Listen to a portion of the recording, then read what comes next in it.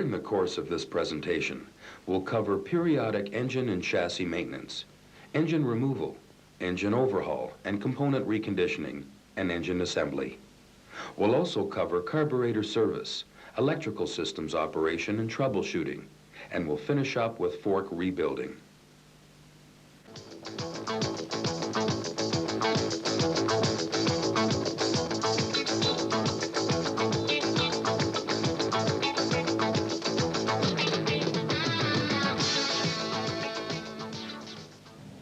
This portion of our program will deal entirely with the venture engine and transmission. We'll cover engine removal, disassembly and inspection, specific engine component reconditioning, reassembly, and engine installation. Before we get started, let's talk about preparation. This motorcycle is made up of several thousand individual pieces. Each one fits properly in only one location. You're not only going to need room to work around the unit itself, but enough room to store the pieces in proper order. This will make the job of reassembly much easier. Start by washing the entire unit thoroughly. The less dirt present, the less chance that it will get into the engine. After draining the engine oil and removing the oil filter assembly, drain the coolant. In order to drain the upper portion of the system, the water pump bypass valve must be opened. Once the air cleaner assembly has been removed, disconnect the fuel line and the 4 carb vent hoses. Remove the ignition advance vacuum hose from the number 2 carb and loosen the carb mount clamps. Disconnect the enrichener and open side throttle cables, and after removing the carb assemblies from the left side, disconnect the throttle closing cable. Before going any further, place a clean shop cloth in each intake manifold. After disconnecting the upper coolant hoses from the cylinder heads and the lower hoses from the rad, disconnect the cooling fan lead and remove the radiator assembly. In addition to the components we've removed so far, it's also necessary to remove the engine guards and horns, the right side footrest and brake pedal, the rear master cylinder, frame rail, reservoir, and linkage. From the left side, remove the footrest, gear shift, middle gear case cover, and again, the frame rail. It's also necessary to reposition the damper control unit so it's out of the way. Disconnect the alternator, neutral light switch, and ignition pickup leads. Remove the shifter linkage and the clutch slave cylinder. The drive shaft boot must be disconnected and pushed back away from the middle gear case. Once the exhaust system has been removed, disconnect the starter cable and ground strap.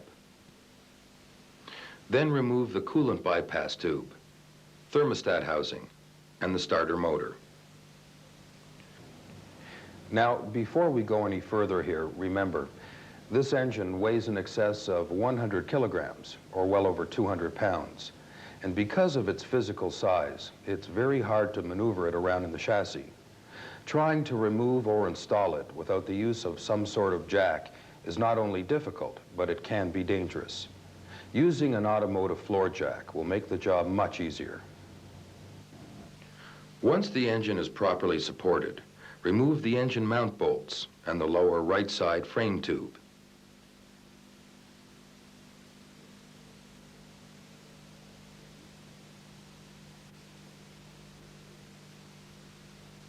Move the engine assembly out toward the right side, making sure there's nothing you've forgotten to disconnect.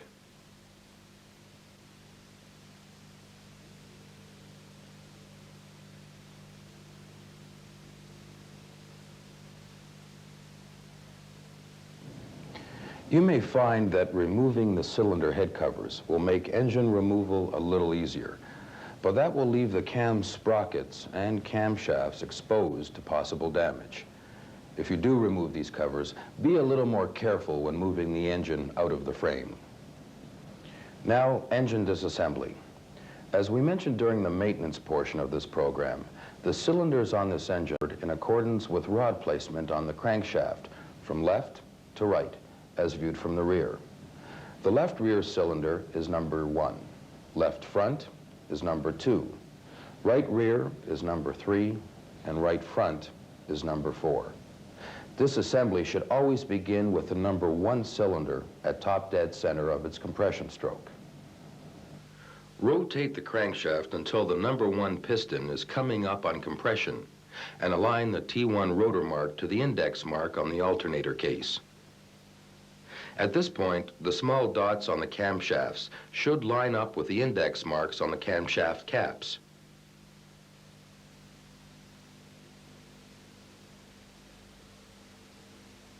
Remove the front and upper chain guides, and for now, only the cam caps marked I2 and E2.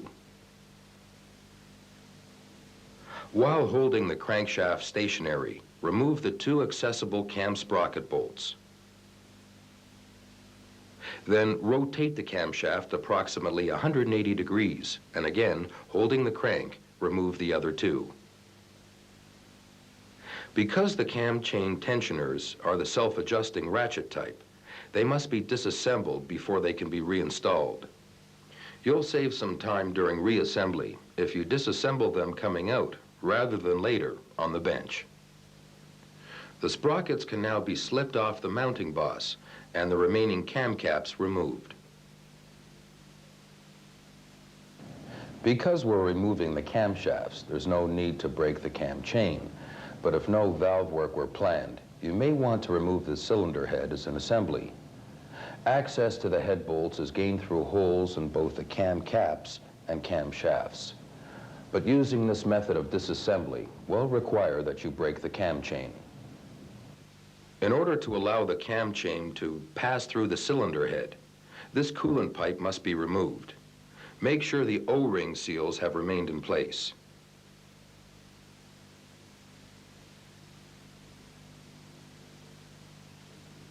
The 8-cylinder head nut should be loosened in numerical order as shown.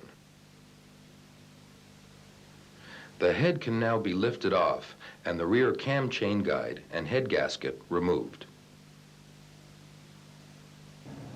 Now, to disassemble the front bank, the number 2, or left front cylinder, must be positioned at top dead center of its compression stroke. From top dead center for number 1, or the T1 position, the crankshaft is rotated counterclockwise 360 degrees plus 70 degrees to the T2 mark. Like the rear bank, the camshaft dots should line up with the cam cap index marks. Only here, the larger of the 2 dots are used for reference.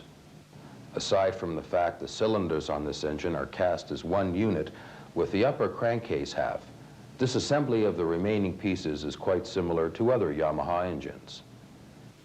After removal of the starter housing, remove the starter drive gears and the rotor bolt.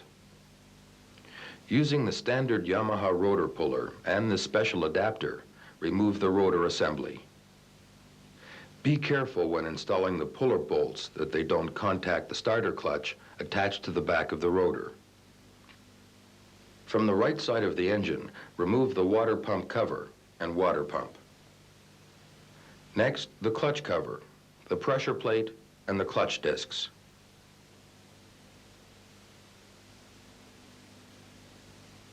After removing the clutch rod and ball, bend the tabs on the clutch nut washer away from the nut.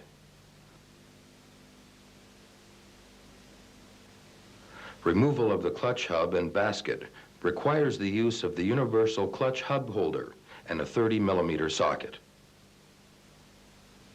The oil pump drive gear and the transmission main shaft bearing retainer are next. Then, after removing the oil pan, the oil pump assembly and the main oil delivery pipes can be removed. Before starting on the crankcase bolts, the middle drive collar bolts and the middle drive bearing retainers must be removed. The crankcase bolts are numbered from 1 to 36. Numbers 23 to 36 are located on the upper half. The remainder are on the lower case. These bolts should be loosened and removed in order, starting with 36 and working to number 1. Once the lower case is out of the way, remove the balancer shaft, the transmission main shaft, drive axle, and drive pinion. After the rod cap nuts and rod caps have been removed, number the pistons and slide them out the top of the bore. You'll notice once you've got this assembly out, that both the rod caps and the rods are marked to indicate proper installation. The Y mark on the rod body and the dot on the rod cap must always face away from the adjacent rod. Remember this, it's very important. Under this breather cover, you'll find several separate chambers. Engine coolant, engine oil, and crankcase venting are all handled through this housing. Be careful with the sealing surfaces and O-rings. The lower case halves still contain the shift mechanism.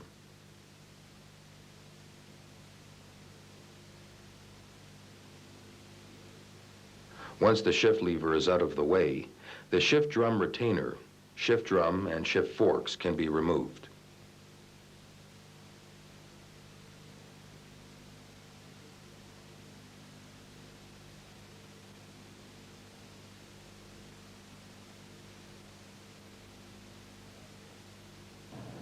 And that's it for disassembly.